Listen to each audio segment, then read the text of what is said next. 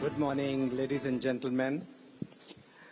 I am delighted to be here today amongst this August gathering to share my views in this Global Wealth Summit organized by Money Control and CNBC. Our aspiration for a Viksit Bharat, a developed India by the year 2047, inspires us to march forward resolutely, propelled by 3 Ds: democracy, demography, and demand.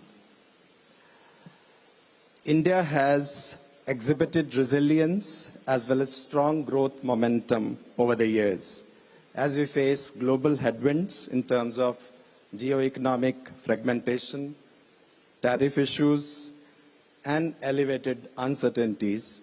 We need to build upon our resilience and strength to sustain our growth. A high level of sustained growth, low current account deficit, low external public debt, healthy bank balance sheets, fiscal consolidation roadmap, continuing government push on government capex and infrastructure, and forex reserve buffer are some key pillars of support for India's resilience against exogenous shocks. As per IMF estimates, overall economic growth in emerging markets and developing economies is projected at 4.2% in 2025, while India is estimated to grow at 6.5% in FY 24-25, indicating a strong growth outlook for the country among the peers. Indeed, many a forecast envisage that India will have a sustained growth of 6.5% at least till the end of the decade, although we would like to accelerate it much faster in order to achieve the Viksit Bharat goal. In her budget speech on 1st of February 2025, Honorable Finance Minister has outlined government's vision, strategy and action plan, focusing on 4 engines: agriculture, MSME, investment and exports. She also underlined major reforms in 6 domains: taxation, power sector, urban development, mining, financial sector, and regulatory reforms. Let me just now come to the role of the security markets in economic growth. We are all aware, over the years, Indian securities market has played a crucial role in channelizing savings into the productive investments, thereby fueling economic growth. Indeed, raising the savings and investment ratio has been one of the very important goals in the economic planning that we have. It's always provided a platform for businesses to raise capital efficiently through equity and debt markets, reducing pressure on traditional banking channels. And it has facilitated corporate expansion, promoted entrepreneurship, and contributed to overall economic development in the country. And let's see some data points. As of March 2020, there were 49 million unique investors in the SEBI ecosystem, which is now 136 million. Investors in mutual funds have risen 2.4 times in 5 years to 53 million from 22 million. Inflows into risk-oriented mutual funds during current year, which is April-March till January, are of the order of 5.3 trillion rupees. Over the last 10 years, Indian companies have raised on an average 2.2 trillion rupees per year through equity issuance in the securities market. The current fiscal year so far, April-Jan, has seen a record equity issuance of 4 trillion rupees, twice the capital raising of 2 trillion rupees witnessed in the entire previous year, FY 23-24. These are some of the key points. I think there are many. This access to funding through the capital market drives expansion, enhances productivity, fosters innovation, all of which contributed to economic growth. We need long-term capital through both equity and debt issuances as a source of stable funding, fostering sustainable economic growth. And new products like REITs, InvITs, and municipal bonds have huge potential to boost infrastructure development in the country. These products not only provide a diversified source of funding, but also reduce reliance on traditional sources of capital. Let me just come to some of the roles that SEBI is playing. Of course, in case of regulations, SEBI has provided the regulatory structure for REITs, InvITs, and municipal bonds, some of the new innovations. Over the years, SEBI has taken measures to promote developments of securities market, which is actually as one of our mandates. Reduce risk in the system through effective regulation and protect the interest of the investors, and underline protecting the interest of the investors. Broadly, the reforms are aimed at enhancing efficiency, transparency, and robustness of the security markets, and we have used technology in a big way. Entire marketing infrastructure, securities market infrastructure, we have been bringing in technology and to facilitate things which we earlier couldn't even imagine. Old reforms need not be big bang. Many a time, small reforms cumulatively are more effective. Going forward, SEBI will use a right mix to both to achieve the objective.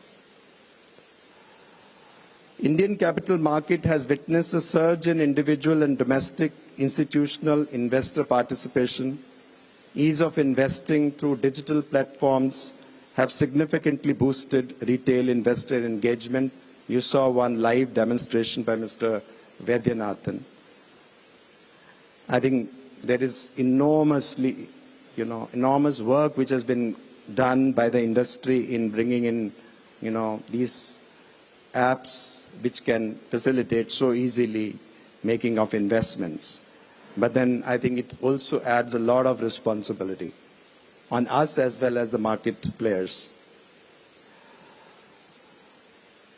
Now, increasing participation by domestic institutional investors, including mutual funds and pension funds, has resulted in greater domestic ownership and made Indian markets more resilient. You may have noticed, there has been FPIs because FPIs may react to global events and come in and out. Nevertheless, I think domestic institutional investors have stably filled up the gap in many ways. Not to say that FPIs are not important, and I'll come to a little later of what we need to do with respect of FPI flows. To foster financial inclusion and provide access to security market products and services to wider sections of the society, we are committed to facilitate market innovations and development of new products and processes, low-value mutual fund SIP, small and medium REITs, which we call SM REITs, and specialized investment funds, SIFs, are testimony to the same. As we intend to grow in the speed that we are aspiring, we need to have both domestic and foreign capital to support the growth momentum. With strong economic fundamentals and favorable demographics, India is a bright spot for long-term investments. The country has attracted global investments across equities, debt, and private equity spaces over the years. The presence of such long-term foreign capital would further support infrastructure growth, innovation, and entrepreneurship in India. We at SEBI are conscious about the need to create conducive environment to attract foreign capital. We will be happy to engage with FPI and AIF industry participants to address their difficulties and further rationalize regulations to promote ease of operation. Trust and transparency are the pillars of a healthy capital market. For sustainable capital market growth, maintaining trust and transparency in the financial ecosystem is paramount. A well-regulated market instills confidence among investors, ensuring fair and efficient capital allocation. Regulatory bodies, market participants, and corporates must uphold the highest standards of governance, disclosures, and ethical practices. Enhanced transparency in regulatory action, corporate reporting and market operations will further strengthen the trust of both domestic and global investors in India's financial markets. And I think the trust and transparency extends to SEBI itself. We need to not only create trust of all stakeholders in us, but we also need to maintain that trust. And to that extent, I think we need to be more transparent, including on various other measures, including, for example, on the conflict of interest of the board and so on. And we will be coming forward with our own plan to further transparently, reveal these conflict of interest, etc., to the public. Ease of doing business in capital market is applicable in all the three touch points: point of entry, point of transacting, and point of exit. Capital market is a dynamic space, so change is imminent, but we will certainly not be looking for maximum regulation, but for optimum regulation. If some statutes are redundant and outdated over the years and not serving any purpose, we are happy to review the same and and change them. We are open to ideas on this. Laws and regulations are better enforced through voluntary compliance. I am looking forward to engage with all stakeholders to discuss what more measures need to be taken to encourage voluntary compliance. I mentioned when I joined 4 T's: trust and transparency, teamwork and technology. And when I say teamwork includes the teamwork within SEBI.